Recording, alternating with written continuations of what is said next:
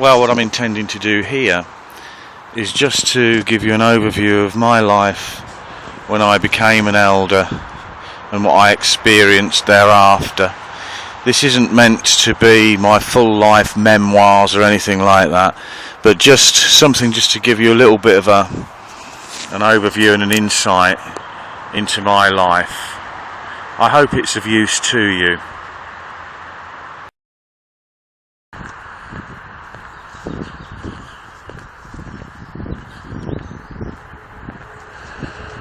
I remember when I was being groomed to be an elder, I was a ministerial servant, and I had it said to me that to progress I needed to get about 10 hours ministry in per month, answer 3 times at each meeting, and be available for this, that and the other. And the more I think about it, the more it just seems like slave labour and putting on a show for the big company known as the Watchtower. When I finally did get made an elder, I was taken into a room with 2 brothers. I have nothing against these brothers. They're not my enemies, although they're not allowed to speak to me anymore. And they said, we want to offer you the position of elder. Have you ever had any problems of a sexual nature with children? Which was a good thing to ask. I of course replied no, because I haven't. And they said, how do you feel? And my immediate response was, well, yeah, I want to shepherd the flock. And I'd already got lots of scriptures ready to go on shepherding visits to shepherd the flock. Little did I know that it was nothing like that whatsoever once you got in to the body of elders. The presiding overseer at that time, a very pious man who got his own way all the time because he was the biggest bully of the lot, he said to me, if anybody has any accusations against you, don't worry. You've got the might of the whole body of elders behind you.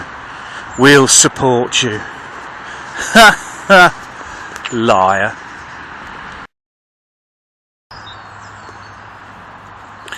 So I was asked to go on a shepherding visit to a brother who was elderly, bless him.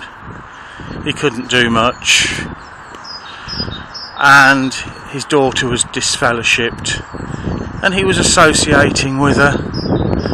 So myself and another brother were asked to go and shepherd him and speak to him about having to do with his disfellowshipped daughter. And it didn't sit right with me, because I thought, well, it's his daughter, for goodness sake, what are you dealing with, you dolts? But however, being a good little dubby and an elder, I thought, well, this is direction from the Watchtower, which is as high as God, so I will do this thing. I was asked, before we went, to research on the Watchtower CD library the subject. So I went with some printed out bits of paper from a Kingdom ministry, I think it was in the end.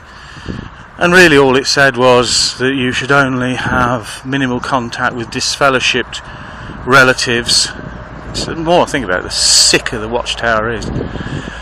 Minimal contact, only to do with necessary family business. And so we went round. I went round with another brother who's now disfellowshipped. So I'll drop that in. He's a good guy, nothing against him. And we did the shepherding visit, and I felt bad about it, but I did point out to the brother that, hey, it's just minimal contact and it's up to you, that's it. Now I thought as an elder, I was doing my bit for Watchtower and Kingdom, not King and Country, Watchtower and Kingdom, And I thought I was an elder that could make a difference, you know, to the harshness of the watchtower. But what I didn't reckon on was the cold, hard, steel, evil, unloving, unrolling cogwheels and mincing machine of the Watchtower Bible and Tract Society. It doesn't care about you, me, or anybody. It's vile, it's evil, it's unloving. And if you get in the way, it will just mow you down. It will mow you down for good. So don't be under any illusions, even though there might be, you know, good, well-meaning elders in the congregation. What you'll find is all the good will be overridden by the nasty, vile cogwheels that are really legalistic in many respects of the Watchtower. The legalities of the Watchtower. Because at the end of the day, it isn't loving. It's all about them legally covering their own backs so they don't get fined or taken to court. With the Watchtower, it's all about image, money and power. I thought I could make a difference. You're kidding.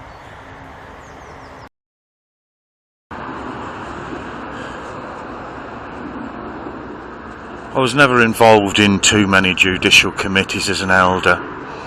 One that I remember was out of the very few, and I do have to say before we start that as an elder I found judicial committees very stressful. I just felt as if somebody's life was in my hands, and sometimes I couldn't sleep at night thinking about it.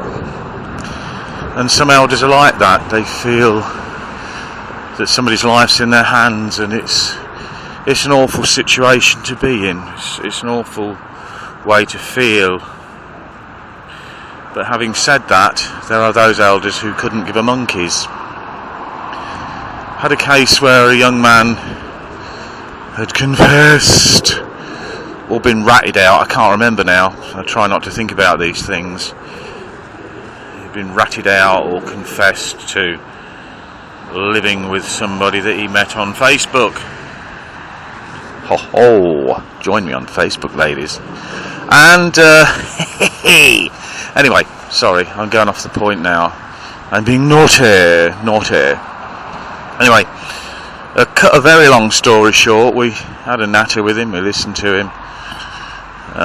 Some out of context scriptures were dutifully read, and we came to the point where we had to make a decision on what to do. So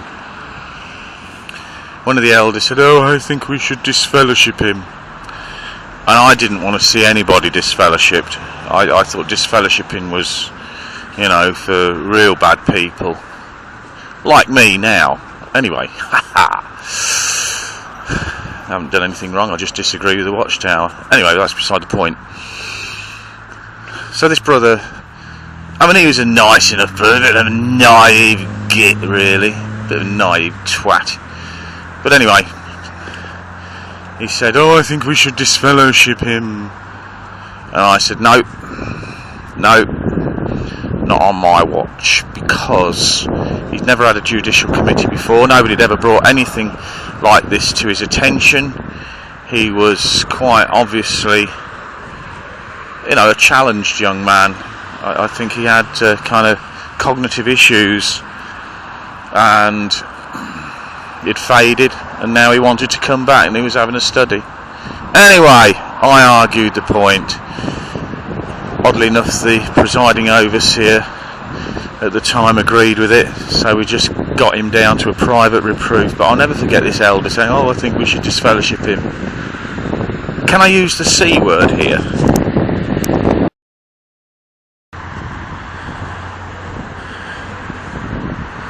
I wasn't involved in too many judicial committees, but one thing that I did have the unprivilege of was being in the elders meeting when the circuit overseer came, and I call him a circuit overseer Because if I'm honest, I never really met a very nice one in my time as an elder. They were like area sales managers coming round to kick you up the backside, give you a good kick in the cobblers. They weren't very nice people, they're very arrogant people. More concerned about the figures of the congregation, coming round saying what was wrong. Not enough door knocking being done. Not enough return visits. It's always bloody return visits. Every time they came, return visits. You got to work on return visits. They always had to find something to criticise you about. Always. You'd sit there and they'd bring out this script, some sort of watchtower script, and they'd ask questions. What would you do in this situation? I'm sorry, I'm bored out of my skull. I don't want to be here in this meeting listening to some arrogant sod from Bethel bleating on about how he's better than everybody else. You know, I got sick of it, absolutely sick, tired and fed up. And even before he came, we'd have a quick elders meeting, and basically what it was, to get things, you know, ready for the circuit over sneer to come. And normally it would be the presiding overseer. Yeah, that'd be a laugh, wouldn't it? Providing, he didn't provide anything, that lazy sod. Basically it'd be the presiding overseer being a big bully, saying who's got to do what we got to do, when, where, that's it, goodbye. Forget your suggestions, get stuffed, goodbye, do what I say, anyway, that's it, we're out. They'd arrange the shepherding visits. You see, that's something. I did my shepherding visits on a regular basis. I shepherded my group every month. But a lot of the elders didn't. And they still were the favourite elders. I was doing everything I thought I should be doing as an elder by the book. Others weren't, sitting on their big fat arses doing nought. And they were getting all the accolades, all the privileges, because they were in the in crowd. They were the in crowd for giving talks at assemblies. They were the in crowd for doing this, that and the other. Not wishing to appear bitter or anything, my little darling.